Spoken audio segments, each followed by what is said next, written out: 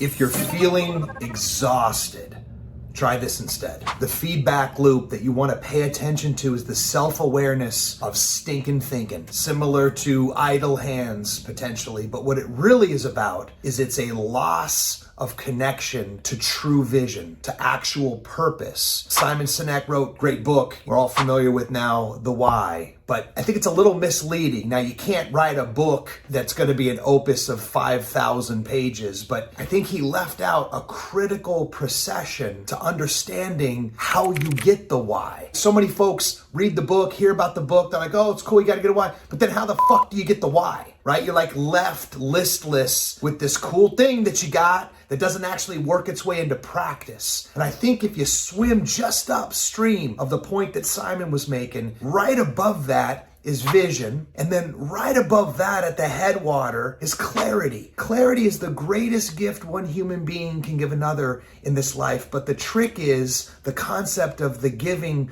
to another. You need a partner. You need an accountability. You need a coach. You need somebody who's willing to hold the space to be able to have a different conversation than the one we're just having all the time, which is like a tennis match where you say something, I say something, you say something, I say, and then there's no insight, there's no narrative, there's no furthering. It's a different conversation with a different frequency, with a little more intention, a little more purpose. And it's very question-based. And if you have somebody that can proctor that, to be able to hold the space and be able to ask you and repeat back what it is that they heard you say, hold, and then perhaps share with them how that's making them feel or what the interpretation of that is through your own ears, then the narrative can build. So there's not just this stuck in first gear, like first gear, first gear, first gear, first gear, first gear. What happens when you have active listening, right? Someone who's willing to hold the space has the skill and the intention and the desire to hold that space. You go from 1 to 2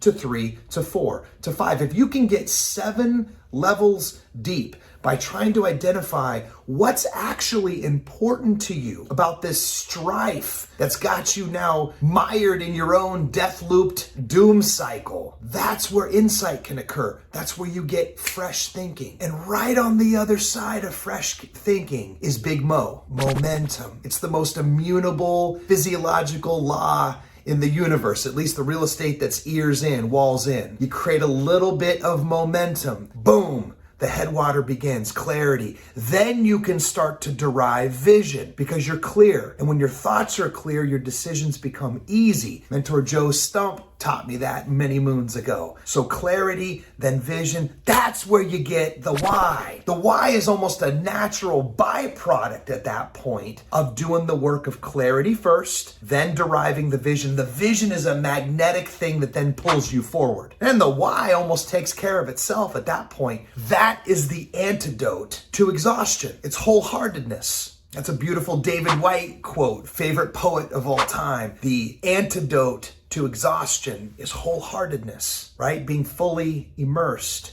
in whatever it is that you're doing. Wholeheartedness. So the next time you find yourself exhausted by the trivialities of life, it's probably just aimlessness that's masquerading. It's time to reach out to somebody that you trust, who you know can hold that space, because on the other side of that is clarity and the inflection point to the beginning of your next chapter.